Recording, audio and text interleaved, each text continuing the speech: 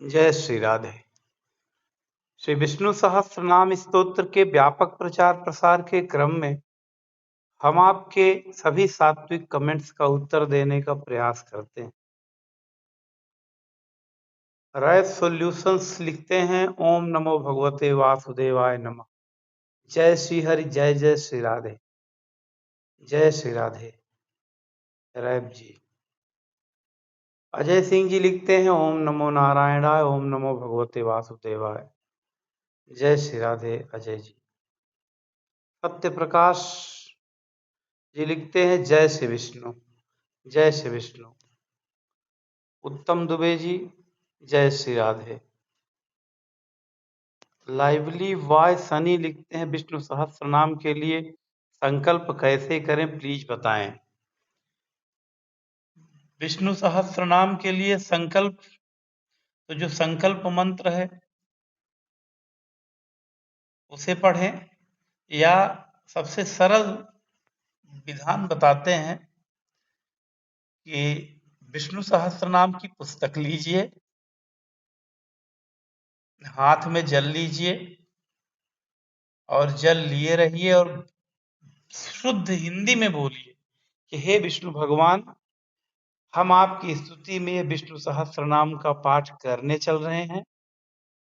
यदि कोई उद्देश्य हो तो उस उद्देश्य का नाम लीजिए। कोई लक्ष्य है, कोई मानता है तो अपने मानता का नाम लीजिए और जल छिड़क दीजिए। बहुत शुद्ध हिंदी में यही संकल्प है। बाकी फिर जो संकल्प मंत्र है उसे पढ़ें। जो विष्णु सहस्त्र नाम प्रतिदिन कर रहे हैं उन्हें संकल्प की कोई आवश्यकता नहीं है। वो जो पुस्तक में लिखा है या जो पीडीएफ हम आपको भेजते हैं, उस पीडीएफ में जो लिखा है बस उसी को पढ़ दीजिए, इतना ही पर्याप्त है। श्री विष्णु सहस्त्र नाम का एक एक शब्द, एक एक मंत्र इतना प्रभावशाली है कि जैसे जैसे उसको पढ़ते जाएंगे वैसे वैसे सारी परिस्थिति आपकी सकारात्मक होती जाएगी, बदलती जाएगी। एक तरफा वार नहीं करता है सहस्त्र नाम, ये चौतरफा वार करता है। अर्थात आपके चारों तरफ आने वाली समस्त समस्याओं का विध्वंस करता है। आप आर्थिक रूप से भी परेशान हैं, शरीर के रोग से परेशान हैं, पति पत्नी में क्लेश चल रहा है उससे परेशान हैं, या समाज से परेशान है, पड़ोसी से झंझट है, कर्ज हो गया है, तो इतनी समस्या तो मनुष्य की इतनी है कि स्वयं याद नहीं है। किंतु विष्णु सहस्त्र नाम पाठ करेंगे तो इन सभी समस्याओं का अंत करता है। ये उनकी जिम्मेदारी है। आप तो निश्चिंत होकर केवल बस श्री विष्णु सहस्त्र नाम का पाठ करें, यही पर्याप्त। ये सब भगवान को पुकारने के अमोघ साधन है। अर्थात इन सब माध्यमों से यदि आप भगवान को पुकारते हैं विष्णु सहस्त्र नाम स्तोत्र से, अष्टाक्षर मूल मंत्र से, शरणागति मंत्र से, तो ये सब अमोघ मंत्र हैं, ये फेल नहीं है। इन माध्यमों से आप भगवान को पुकारेंगे तो भगवान की सारी शक्तियां आपके लिए काम करने लगती है।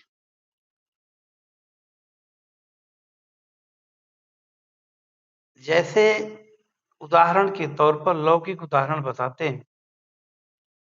मान लीजिए किसी बॉल को आप अपनी पूरी शक्ति लगाकर फेंकिए तो थोड़ी दूर जाएगी, किंतु जब बॉलर बैट्समैन जो क्रिकेट खेलते हैं वे उसी बॉल को जब अपने बैट से खूब तेजी से मारते हैं तो 6 रन 4 रन की जो बाउंड्री होती है उसको भी कभी कभी पार कर जाती है। बड़ी ऊंचाई से जब 6 मारते हैं तो बड़ी ऊंचाई से ऊपर जाती है, फिर जाकर बाउंड्री पार कर जाती है। तो ये साधन है। वो बैट क्या हुआ, साधन है। लोग बोलते हैं ना कि अरे हम कोई भी नाम जपे भगवान का, तो कोई नाम जपे अर्थात आपने बाल हाथ से फेंका। और विष्णु सहस्त्र नाम, अष्टाक्षर मूल मंत्र जो गुरु गुरु परंपरा से बताए गए मंत्र हैं, महापुरुषों के द्वारा बताए गए मंत्र हैं ये सब। तो इन मंत्रों से जब भगवान को जपते हैं तो आपकी सभी लौकिक कामनाएं तुरंत पूरी होने लगती हैं, क्योंकि आपने बैट से बाल को मारा है और 6 की बाउंड्री क्रॉस कर गई। तो साधन कौन सा प्रयोग कर रहे हैं ये बहुत मायने रखता है। किसी स्थान पर जाना है, आप पैदल जाइए, तब भी भाई जा ही रहे हैं। बोलेंगे ना लोगों से, अरे भाई जा रहे हैं, धीरे धीरे पहुंचेंगे, तो वहां 2 महीने में पहुंचेंगे, 3 महीने में पहुंचेंगे, वर्ष भर भी लग सकता है।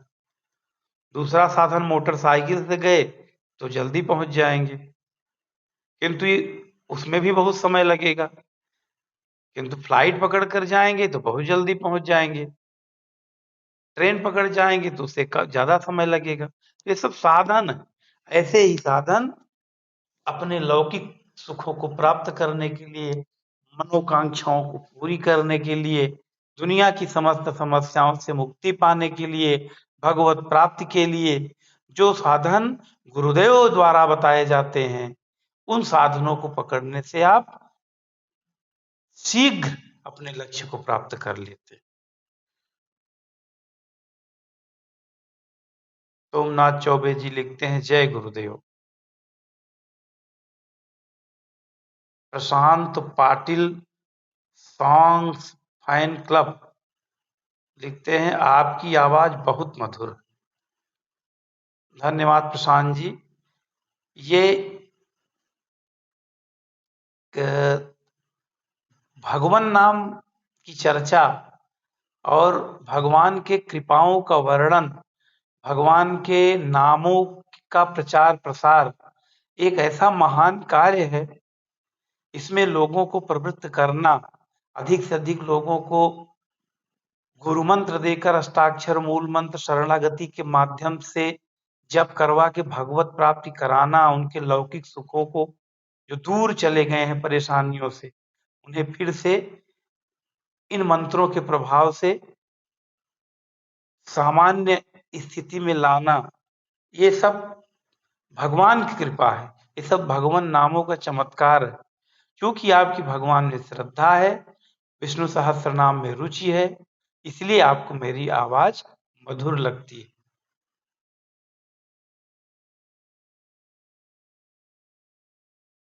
भगवान नाम जपते जपते टेढ़ा से टेढ़ा व्यक्ति भी सुंदर हो जाता है।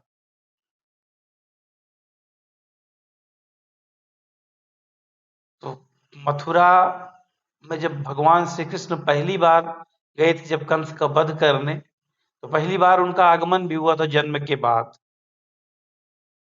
तो कुब्जा का, आपने कुब्जा की कथा सुनी होगी कि कुब्जा को सब कुब्जा ही बोलते थे, क्योंकि कई जगह से टेढ़ी थी, ऊपर निकला हुआ था, चलती थी तो भयानक लगती थी। ऐसे कुब्जा टेढ़ी को भगवान ने सुंदरी कहकर प्रबोधित किया। उनके प्रबोधन में सुंदरी शब्द कुब्जा ने पहली बार सुना, और सुनने के बाद कृपा किया, सुंदरी हो भी गई। किंतु सुंदरी सुनते ही कुब्जा उनके ऊपर बहुत प्रसन्न हुई, उसे लगा ये व्यंग बोल रहे हैं। लेकिन जब भगवान का दर्शन किया तो सारे विषाद मिट गए। ये आपका जो कथन है कि आपकी आवाज बहुत मधुर है, ये आपका भगवत नामों के प्रति प्रेम है। जिसके प्रति जिसकी श्रद्धा होती है, जिनके कार्यों से जिनको प्रेम होता है, उनकी हर बात मधुर लगती है। श्री राधे।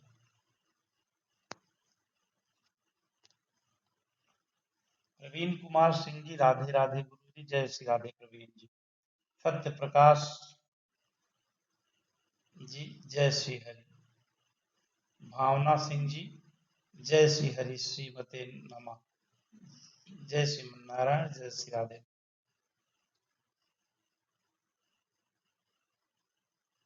भावना जी, जस संजय किड्स, श्री राधे।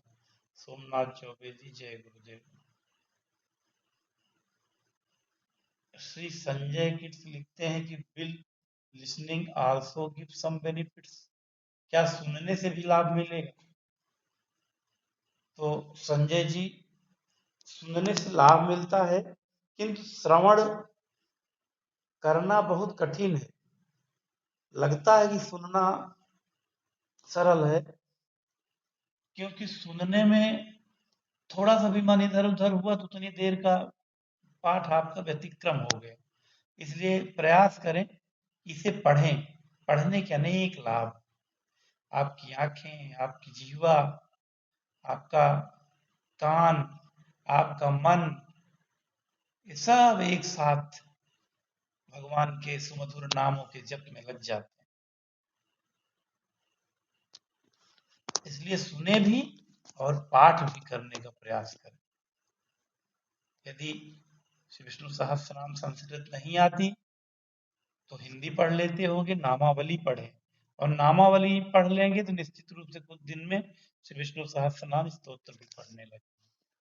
और एकदम नहीं आती तो शरणागति मंत्र जपा करें, श्री रामचरित मानस आदि का पारायण किया करें।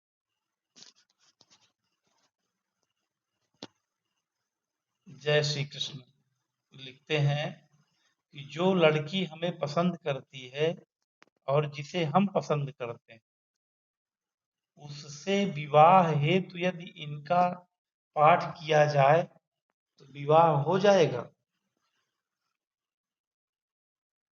नारद जी ने भी यह प्रश्न किया था भगवान से और वर मांगा था कि हमारा विवाह हो जाए। जब उन्हें वो माया, भगवान की माया से वो कन्या जिसका उन्होंने हाथ देखा था, क्योंकि भगवान की माया थी, नारद मोह में श्री रामचरितमानस की बड़ी अच्छी कथा है। कभी अवसर आएगा तो इस पर वीडियो बनाऊंगा कथा का। तो भगवान ने, चूंकि वहां नारद जी का आहित था, क्योंकि नारद जी ब्रह्मचारी थे, दिन रात भगवान का श्रीमन नारायण चरणों शरणम प्रपद्ये करके जपते रहते हैं, नारायण नारायण का गान गाते रहते हैं, अवसर मिलने पर विष्णु सहस्त्रनाम पढ़ते रहते हैं। भगवान की कीर्ति गाना ही उनका एकमात्र काम, इसलिए वीणा रखते हैं अपने पास। वीणा बजाकर भगवान का दिन रात गुणगान करते रहते हैं नारद जी। सुर असुर सभी सम्मान करते हैं, भगवान के विचार कहे जाते हैं, अर्थात भगवान को जो करना होता है नारद जी के श्रीमुख से कहलवाते हैं।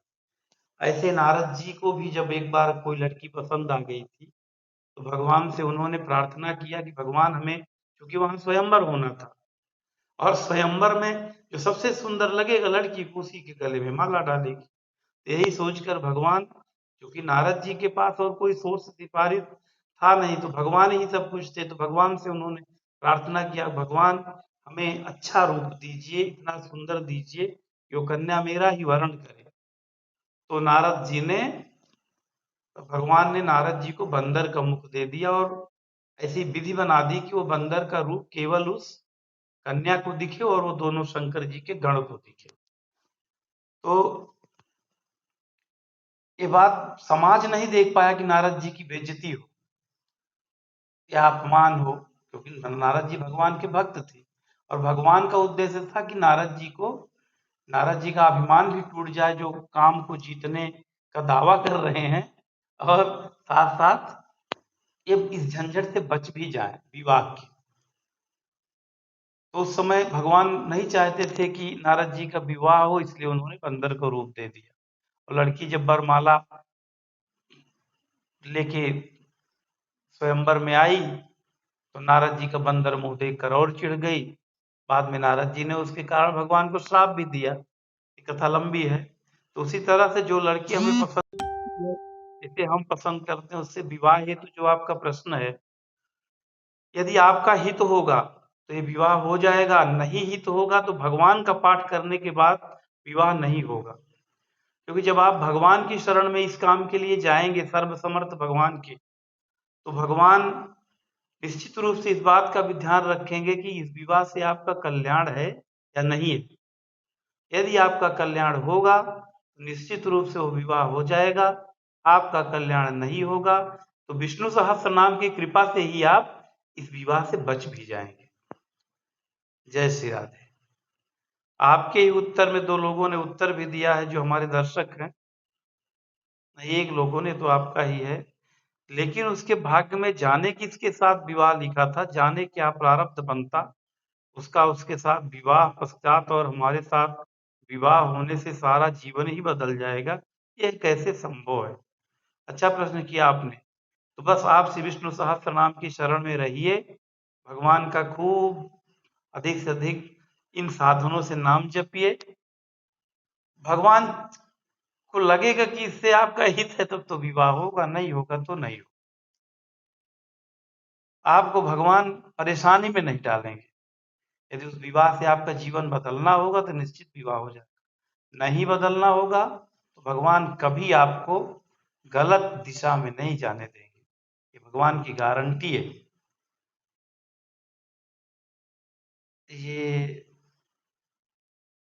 नवंबर स्टैंड 6541 इतना अच्छा हो यदि आप लोग कमेंट्स करें और साथ साथ अपना नाम भी स्थान भी लिख दें।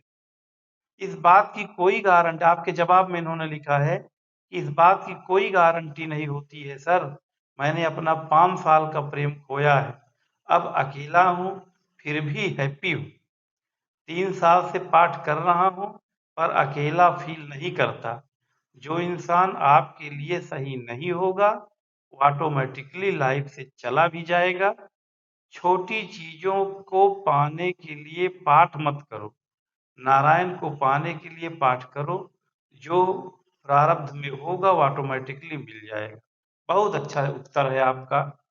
अगर आपका नाम लिखा होता तो मैं पढ़ता, जो कि इसमें नवंबर स्टैंड करके आपकी आईडी है।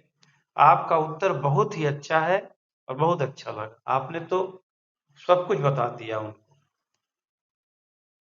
एपी सार्थ लिखते हैं, भाई जी क्या ऐसा हो सकता है कि आपकी यूट्यूब फैमिली जो अभी दीक्षित हो या न हो, आपके अधीन श्री विष्णु सहस्त्र नाम का कोई पुनश्चरण करे? बहुत काल भैरव जी ने उसका उत्तर दिया है, बहुत सुंदर विचार है, गुरु जी से अनुरोध है इस विषय पर कुछ करें। देखिए आपका बहुत अच्छा विषय है ये। थोड़ा मैं क्या है, मैं यूट्यूब पे बस यूट्यूब पे वीडियो बनाता हूँ, सीधे अपलोड करना जानता हूँ। तो बहुत कुछ इसके बारे में नहीं जानता हूँ मैं।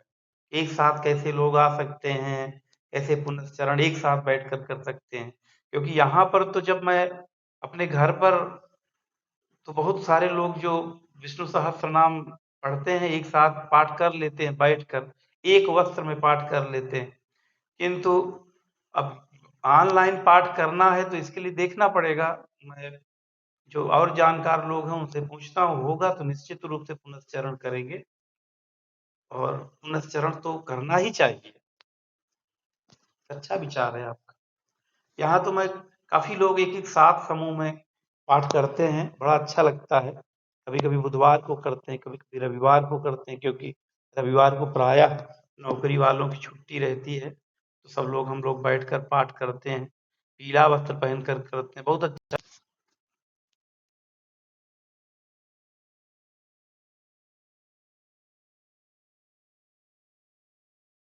ओम प्रकाश मेवाड़ा जी, गुरुदेव नमो नारायण, जय श्री राधे। ओम प्रकाश जी, रैप सॉल्यूशन, जय श्री हरि, जय श्री हरि। एपी 60, जय सीताराम भाई जी। पूर्वी बोरा जी लिखती हैं, हेलो गुरु जी, ये कार्तिक मास में विष्णु के कौन से मंत्र से घर में हवन करें, कौन से मंत्र की आहुति दे सकते हैं? सबसे अच्छा तो होगा कि आप विष्णु सहस्त्रनाम के नामावली से ही हवन कर लें। आवश्यक नहीं है कि आप 1000 नामों से ही हवन करें। आप 5 नामों से हवन करें, 10 नाम से, 11 नाम से करें, 21 नाम से करें, 108 नाम से करें। आप भगवान नामावली ले लें, विष्णु सहस्त्रनाम की पुस्तक में नामावली भी होती है, और उसी से हवन कर लें, सबसे अच्छा।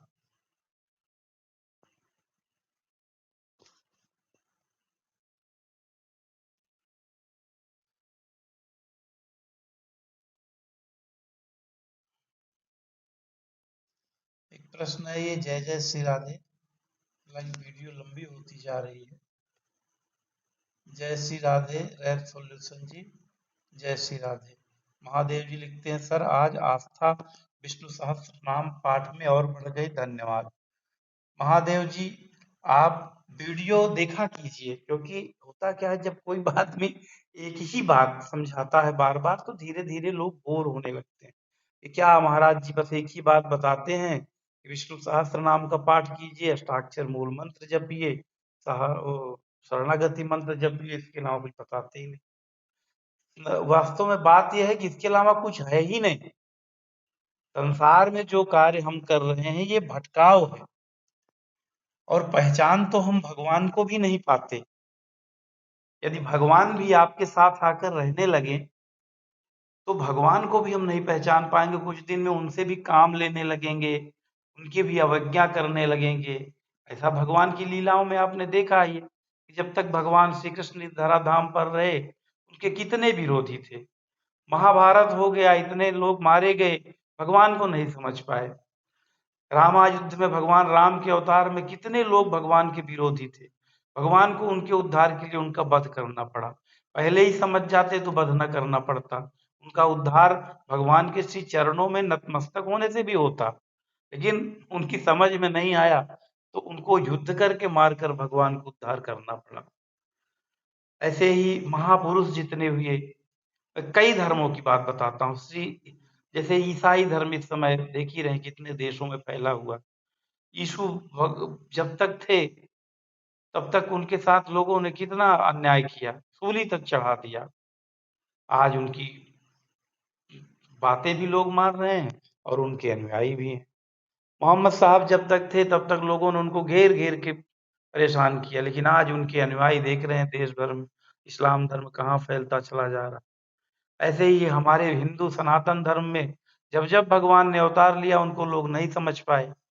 बाद में चले जाने पर आज कितने वर्षों बाद भी हम रामनवमी मनाते हैं, भगवान राम का जन्म दिन मनाते हैं, भगवान कृष्ण का मनाते हैं। तो ऐसे ही महापुरुष जो संत जन हैं, जो गृहस्थ संत हैं, यदि आपको प्रेरित करते हैं भगवान के प्रति, यानी बार बार प्रेरित करते हैं कि भगवान का नाम जपिए, भगवान में आस्था रखिए, तो निश्चित रूप से प्रभु कृपा मानिए कि उनके वीडियोज, वैसे तो संसार में बहुत वीडियो यूट्यूब पर बनते हैं, लेकिन यदि आपका वीडियो, आपने ऐसे लोगों को पकड़ रखा है जो इस तरह के वीडियो बनाते हैं, आपको बार बार मोड़ने का प्रयास करते हैं, यानी आप थोड़ा सा आलस्य कीजिए तो फिर से मोड़ देते हैं, तो ऐसे लोग की बातें सुननी चाहिए।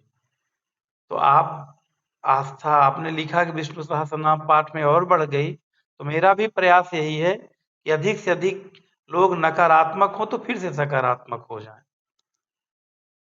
क्योंकि ये जो बताए जाते हैं दिव्य साधन आपको, तीनों विष्णु सहस्त्र नाम स्तोत्र, अष्टाक्षर मूल मंत्र, शरणागति मंत्र, ये सब दिव्य है। ये बिना भगवत कृपा के आपको प्राप्त ही नहीं हो सकते हैं। नरेश अग्रवाल जी लिखते हैं, गुरु जी मैं 26 वर्ष का हूँ, नशे में आलस में जीवन बर्बाद हो जाए। अब कुछ इससे पहले मैं महादेव जी का फिर थोड़ा उत्तर देना चाहूंगा कि